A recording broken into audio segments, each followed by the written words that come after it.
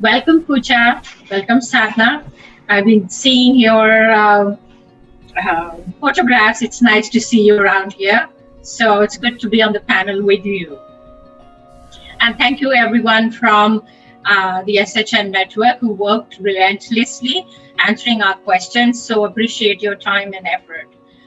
So it's an honor to be here, and it's an honor to be a woman. And why do I call it stepping into the spotlight? The fact is that the spotlight has always been on us.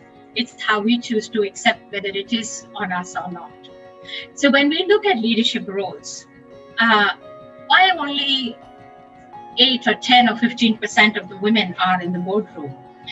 Why is it that women hesitate to take leadership positions? As I coach women globally, from Argentina to Ukraine, even currently, right now, I see a certain pattern. And the pattern is quite amazing. The pattern turns around and talks about different aspects of the challenges that they face. And here they are.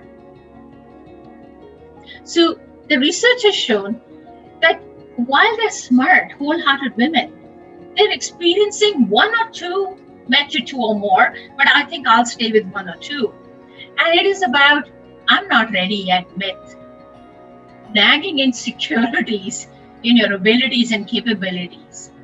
Competing life priorities, oscillating vision, overwhelm, failure to make decisions, and stay with it. A lack of executive presence, that's a big one.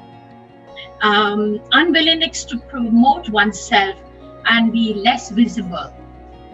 Sometimes difficult to have difficult conversations.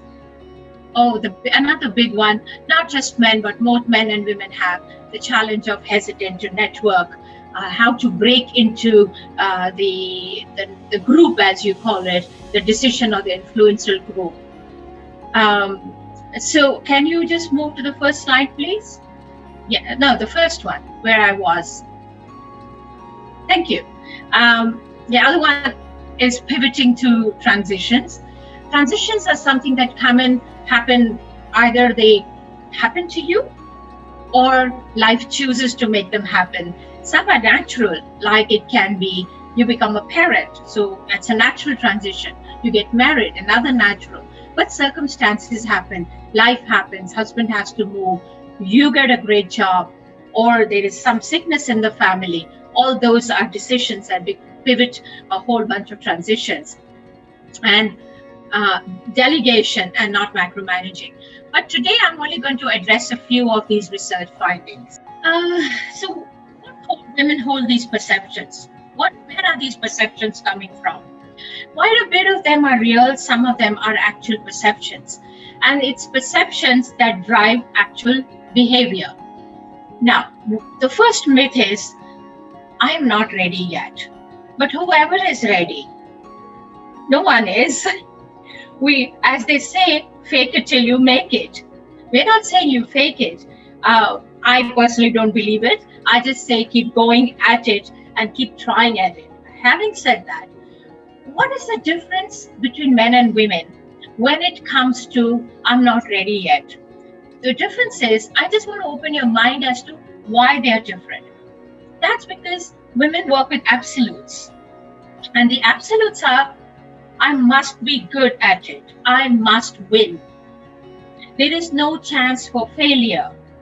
So what happens is everything must be imperfect, and hence the OCDs, the pushing for perfectionism, and then the push comes from the family. If the kids are badly behaved, you're a bad mother. So she'll try and be a good mother, whatever that looks like. If they say that you cooked, you're a bad cook. Who's to be blamed? The woman is to be blamed. But if, on the other hand, if the guy doesn't succeed, he just moves on to something else. He admits I'm not good at it, but nobody holds him on to having to be good. So a woman who doesn't know to cook will try and try and try. She will ask for recipes, she will go and learn, she may join a cooking class, she may go on YouTube. She continues to push the envelope till she gets better at it, so she gets the approval that she's a good cook. Now, why is that important? Because the stereotypes generate the fact that she needs to be good at cooking. So she needs to be the good mother. So if the child is sick and the child is not getting well, the mother ain't doing something right. What happened to the father? Because the stereotype perpetuates that the woman needs to be good at taking care of her child and his behavior. So when you go deeper into the fact that why I'm not ready, it is about the absolutes we talked about it. And the other piece is, we take this to the workplace now. What happens at the workplace is that she has to be perfect before she demands a promotion. There could be somebody 3 levels below, a guy, and he thinks he's completely fit to apply for the job, for the role. And I was a country head for several organizations, not just in India, but in Egypt, in UK, in London, that's UK, in US, and also in Canada. And I ran organizations, and I felt the same thing, that a guy who just joined as an intern or a woman who joined as an intern, the guy in 6 months felt that he was ready to be made an assistant or have a title that doesn't say intern. But the woman says, I'm not ready yet, because I have got to learn A, B, C, D, E, and I need to be good at this. I don't know presentations. I'm not good at, doing my work in the way it is expected of me. Now, talking of expectations, who created those expectations? So while the society doesn't dictate so much, the women dictate the expectations. And it is their perception of what absolutes and failures mean is what defines their current behavior, which says, I'm not ready yet. So on the other hand, the men say, I'm not good at it, they'll move on. They will try something new. And guess what the world tells them? That's great. You lost a game. Better luck next time. And so there is better luck next time for them. But for the woman to say, oh, you bad cook, you don't know how to cook, so there is no better luck next time. You better get it right. There is a demand rather than it even goes beyond our expectation. It becomes a demand. And that is why we demand ourselves to be perfect. And therefore, we will never meet anyone's expectations. So we say, I'm not ready yet. The second part, which I'm going to cover, is the executive presence. This is my favorite topic. This is about being visible. What does visibility mean? If a boss has never seen you, or you don't do innovative stuff, or you do not reach out, how will the boss even know you exist? And then you will say, my hard work proves all. But do you present your hard work? Do you showcase your hard work? Do you take risks? Do you own up? Hard work means what? Working back office, front office? No one's saying you need to shout at the top of your rooftop, but be visible in the most appropriate way. And that visibility comes in brainstorming, generating ideas, coming up with new ways of working, offering yourself to take on new projects that may not be in line with your job. But then it's like, can I ask? Should I ask? So the question is, am I? And the shift should be, I am. And from I am as a question, how do you shift to I am? And the minute you shift to I am, the visibility starts. Cultures play a huge, huge role in how we show up. In certain cultures, women are meant to serve and the men are to be served. And if you see, even in our homes, and they will sit, and I see that in my home too, but they get tea in their hands, they get water in their hands. Thank God I'm single. I refuse to do any of that. I refuse to serve. I can serve the humanity, I will not serve one man. So I chose to be single. Just kidding. No, but that's true. So, even if you are visible, and 50% of your impressions are negative. So what? You're still visible. It's better to turn around and do something wrong and some things right, right? And you still need to be visible. It doesn't matter. But we think we got to be that perfect. We have to make the demands on us. Failure is not an option. So I can do wrong things again. And so visibility drops, because failure is something that I personally think has been my learning. And I had great mentors and teachers who taught me that it's okay to fail. And I have failed several times and I have succeeded 10 times more than my failure as a result of it. You know? So, like I said, it is not the word.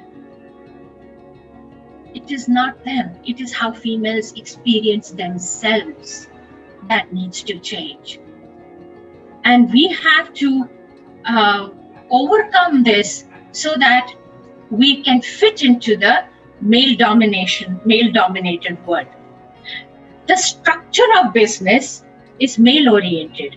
Remember, we walked into the male domain, so to speak, somewhere in the 60s in USA, when they broke free, the hippie period, the 70s, the 60s, and they said the whole aspect of feminism, and they brought, they started moving into the offices, yeah? Women started so it's very young.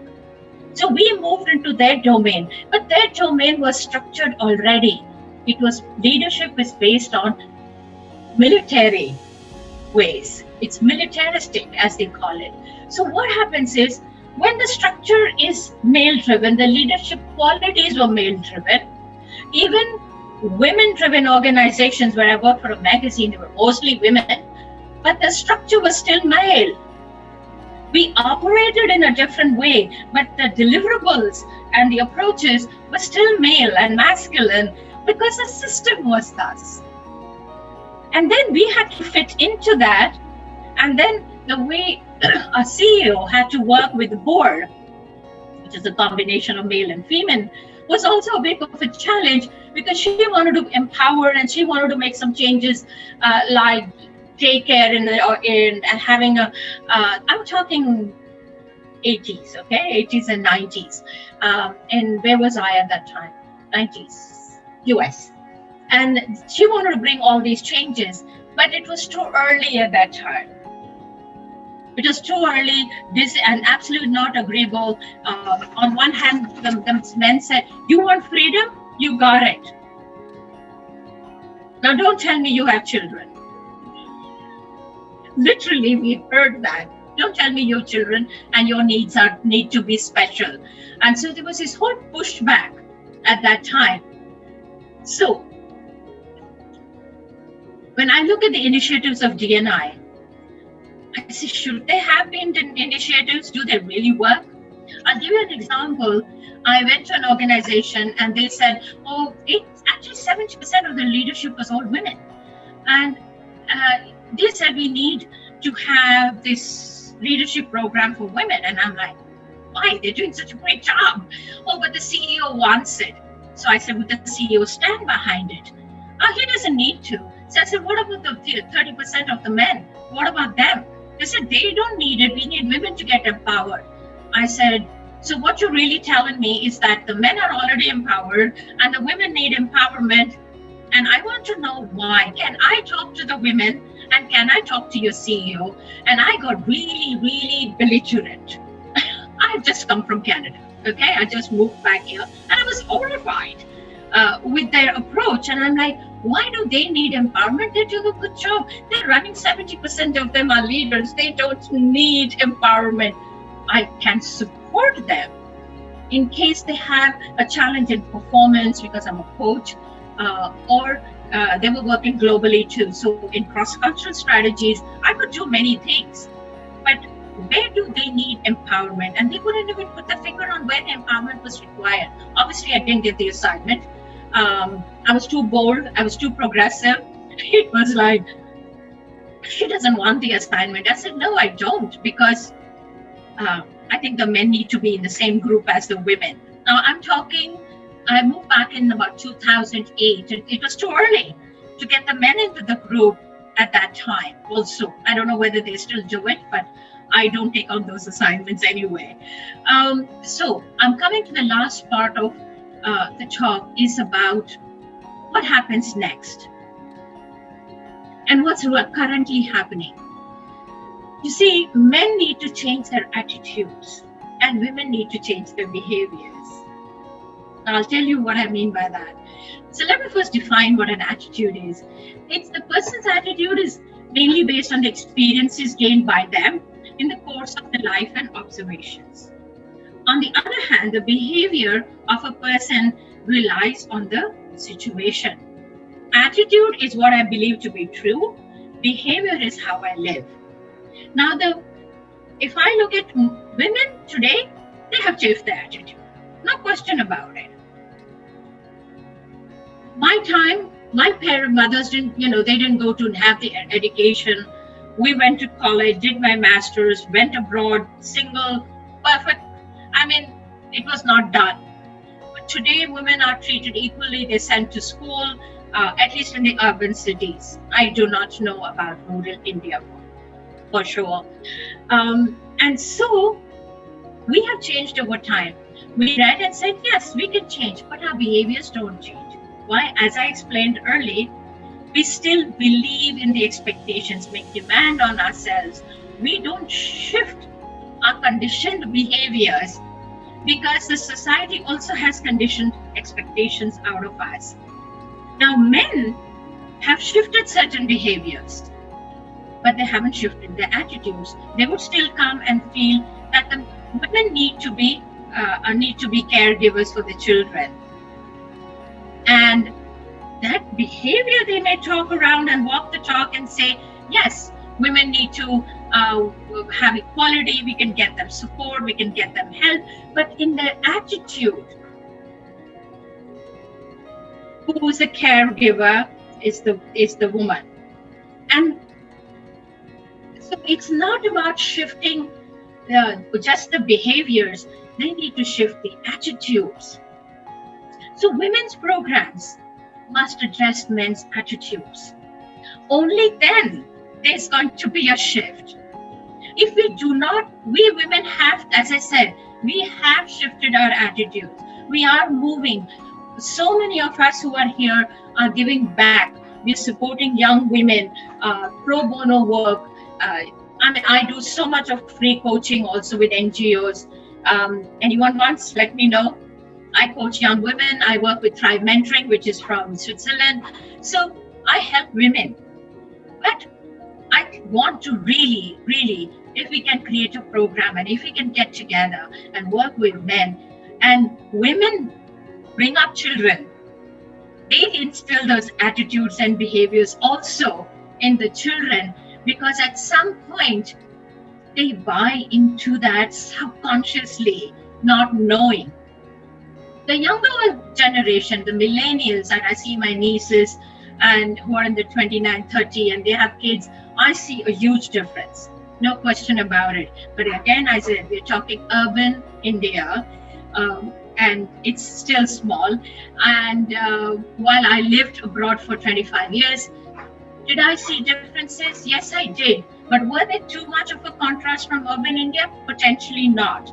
Because the men there also had their own conditioning and would come and open their beer and the wives would complain about it and say they're not putting their kids to bed. And they believed that they need to be competitive and go out and work, and the women needs to be the nurturer. Again, that's an attitude shift that is required, that yes, women can be nurturers, but they can also be like them, and they also can be nurturers at the same time. And together is where we can bring change, and our women leaders would, if they understand that while we have all this checklist of things that don't work for us, it's very easy. All we need to shift is our behaviors. Thank you.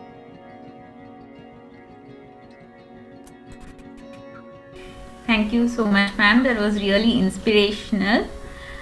Yeah, thank you so much. We had lots to take from your talk. It was really awesome. Yeah, I got carried away. I had some other stuff on my slides which I didn't show you, but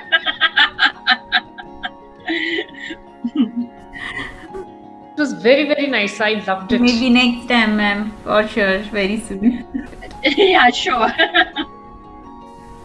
It's a delight to hear you correlate and express the journey through your own life and then extrapolate it and share it with people, because that's real life experience. Oh, yeah. And I'm a single woman who lived in about 6 countries, and I shifted 25 homes. I shifted 4 careers. And at 55, I came to start from ground zero in India.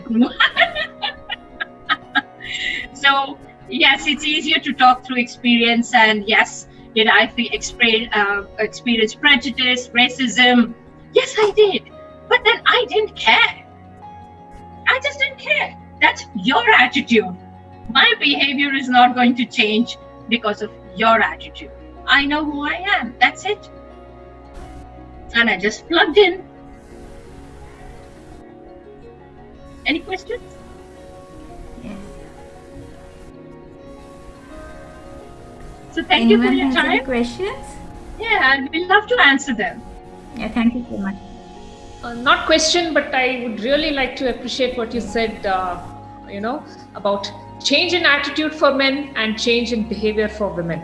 Yeah. That actually makes the difference, because even today you observe or hear men, they implicitly expect that women take care of children.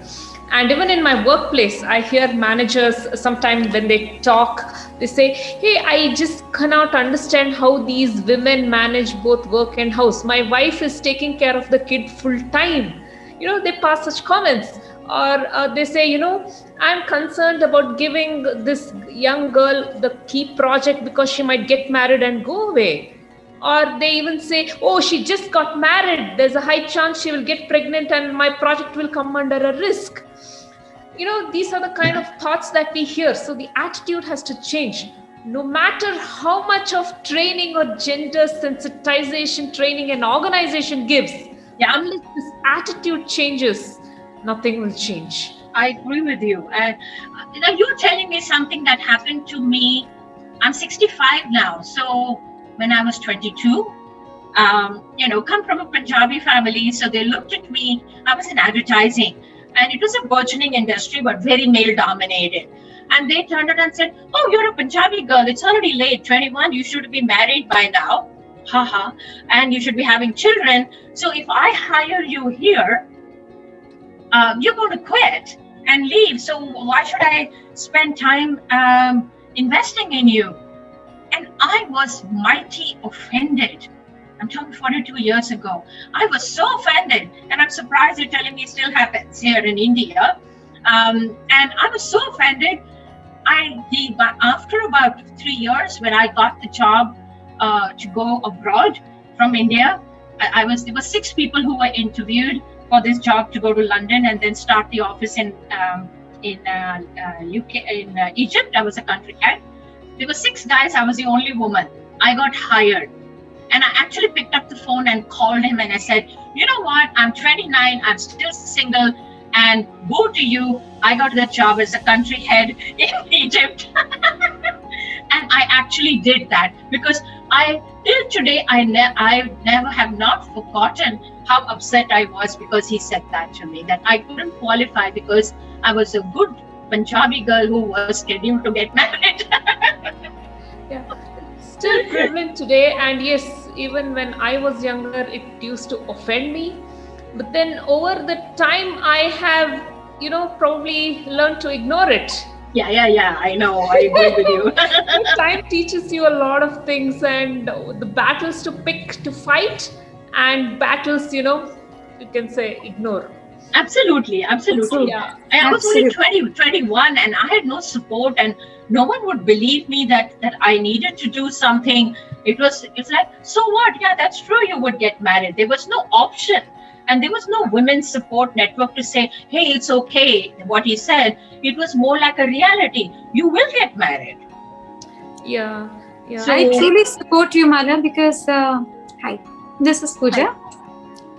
I listened to you very intently yesterday, and I was thoroughly impressed by your inputs. But coming back to the comment that you made, as you said, you can't pick up a fight all around, because there are so many other issues to deal with, not just ignore.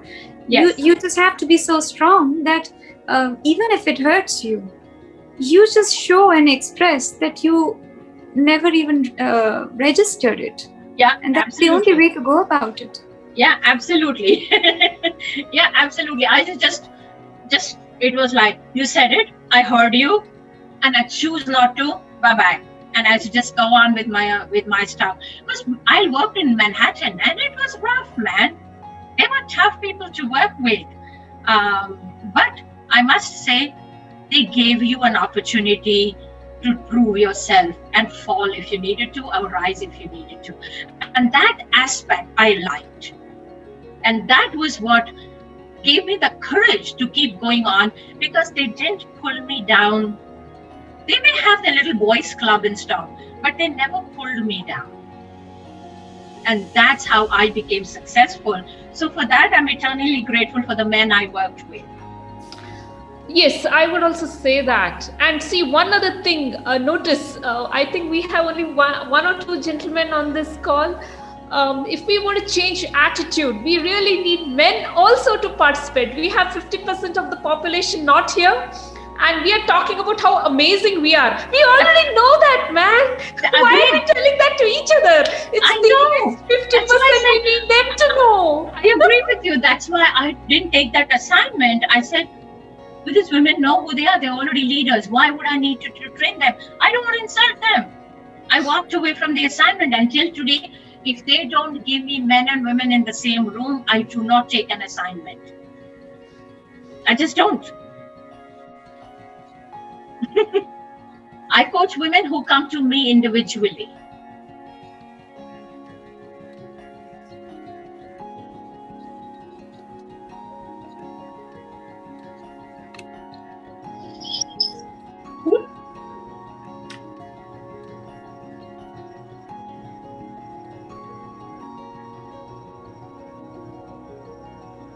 So Sadhna, you were in the Navy. What was your experience? Yeah, so we all have this glass ceiling for us in in our respective careers, and we in the armed forces too had that glass ceiling. And fortunately, just 2 years ago, I believe, Feb or March of 2020, this glass ceiling was broken by Supreme Court's order that even women can serve in the armed forces, in the longer term, and have those benefits which even male counterparts enjoyed. So Right. Like Mala said, like you saying, yes, it has to be a participation from male counterparts as well, the other half as well. It is not just we keep talking about it, about empowerment, and we don't change attitudes. When we talk of attitudinal change, it's not just women attitude, it's the mindset on the counterparts as well. So that has to change as well. So today, if me and my husband, we don't work as a good team, our respective careers will not go ahead in life. Oh. So it has to be a teamwork wherever we are, whether at home or whether we are, as housewives or as work from home professional entrepreneurs, or outside, in offices or whichever sector, wherever we are, there has to be equal participation. And we are natural nurturers, Yes. caregivers, but I want to be that. I want to be that for my children. I mean, don't tell me that don't go and look after your children, don't take maternity leave, and don't discriminate against me just because I'm away on maternity leave. I mean, why not? Why not? I mean, don't shun me just because I'm taking maternity leave, just because I have 2 children. I got maternity leave twice. So don't shun me. Don't see me in that light that that I'm unprofessional or things like that. So I think all across career choices that women make, all the vocations that they take. I'm here today as a guest of honor somewhere in Tata projects, and I saw women in construction. I mean, that's another barrier that they broke. And so it was everywhere. So unless and until there's participation, my belief, of course, government is supporting quite well. So in my opinion, that is very important. And don't tell us women that, okay, don't go and take care of your children. I bloody will do. I'm the nurturer, I'm the caregiver, and I'll do it. But I want to, and definitely I can make my choice. And women can make their choice. Some women can make their choice to not be a mother. It's okay, it's fine. Don't judge them. But if there is a mother who's professionally doing her job, wanting to do her job, she's doing everything that she can in the best of her ability, the talents she has, the skills she has, she's exploiting everything in her professional life. Whether she's a mother or not does not make a difference. Yeah, because even in Canada and I've seen that women in the armed forces had a lot of grievances. Yeah, that's why I asked you the question. Just that we don't speak because also of the fact that we are nationalists, we are in a way very patriotic, and we don't want to bring our country in a bad light. But I definitely, having said that, I know I've stayed abroad for 2 years. I was lucky enough, my child studied in a school abroad. So seen women, and I've also seen how what kind of support they have, and because of the support that they have, it's really flourishing. It's really flourishing. The maternity leave, longer maternity leave, 2 years maternity leave, the creche being available there from 1 to 7 years of age. I mean, if I have all these support, maybe many of us Indian women, young women, maybe their mothers are working, they might not get that support. How will they ever think of working and having a family both? How can they balance unless and until the organization is supporting them in the way of creche, in the way of other absolutely benefits and all that? Yeah, like I said, in 90s when the CEO, who was a woman, asked for it, and they said, you wanted feminism, go get it. Manage your kids on your own. That's not our problem. Like I said, we've come a long way, 20, 30 years later.